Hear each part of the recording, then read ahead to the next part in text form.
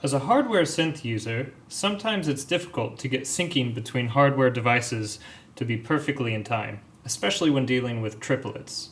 In this video, I'm going to be showing you a few features of the DrumBrute's Metronome and how to use that as your syncing device or gate output to other devices such as the Korg Volca FM. So now let's take a look at the DrumBrute's clock out.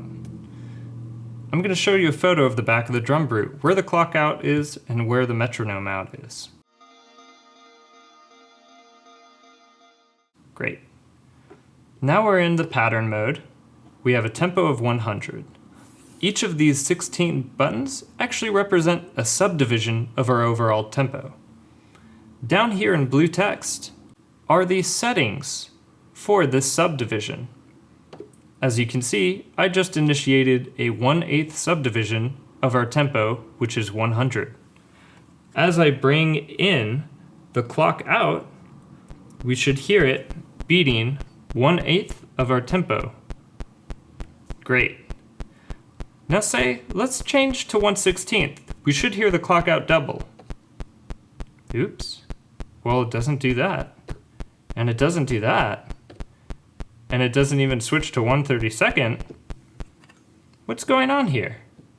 Well, the subdivision of our pattern is subdividing by the tempo, but our clock out is not. Clock out is actually based on our main tempo, as well as a subdivision that we set using our computers.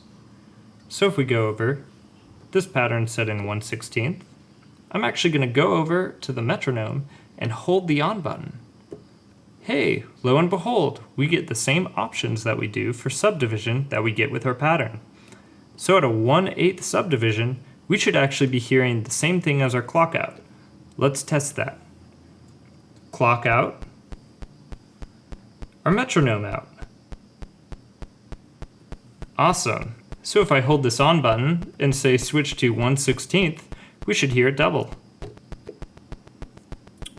Fantastic.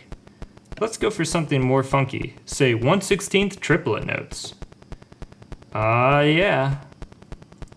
This is what we should be using to sync external gear. So now we have the metronome out on the DrumBrute going all the way over to the input of our Korg Volca. Let's set our tempo to 1/16, our metronome to 1/16, and we should see that they're synced up. Awesome. But this pattern's not really funky, so let's see if it can do some triplets while we're at it. Yeah, that's the money right there. I hope you enjoyed this tutorial.